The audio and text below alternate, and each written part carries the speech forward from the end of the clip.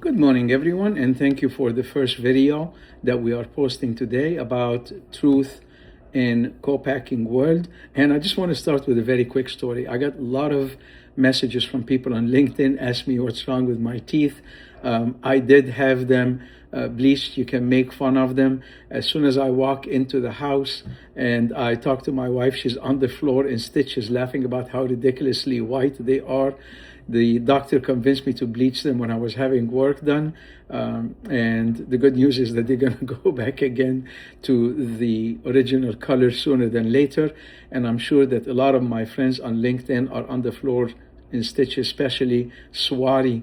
You know, this is for you. I'm sure you're laughing as hard as you can about how I got to that stage. But anyway, thank you for all the comments that I received yesterday about my teeth. But you're not the only ones making fun of it. My wife and kids are as well.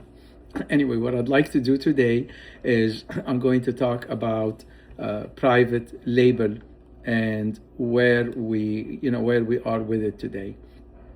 So the first thing that I'm going to talk about is the ready-to-eat meals is at a 6.6 to 8% of Y over Y year-over-year growth, and it's 5 to 7% CAGR every year.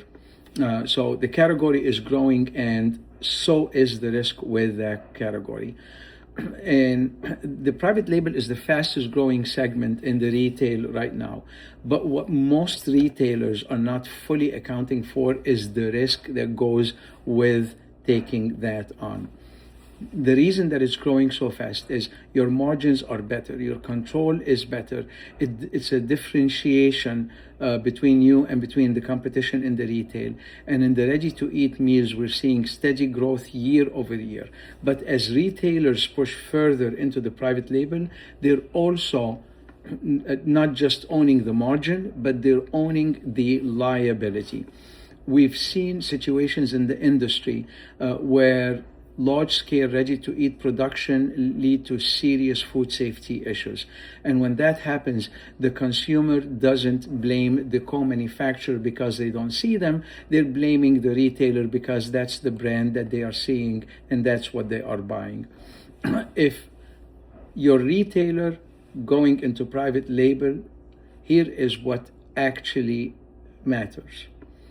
Do you have a validated kill step?